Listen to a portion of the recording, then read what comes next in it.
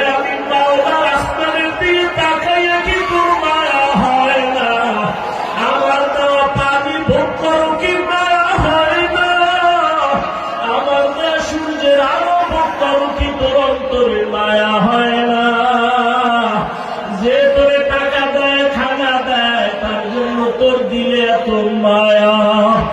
আর আমি আল্লাহ তোরে এত সুন্দর কণ্ঠ দিয়েছি, এত সুন্দর চেহারাটা দান করেছি, আমি মাওলা কি তোর একটু মায়া হয় না? ও বান্দা, মা বাবা তোরে কাপড় দেয়, খানা দেয়, মা বাবার জন্য তোর এত মায়া।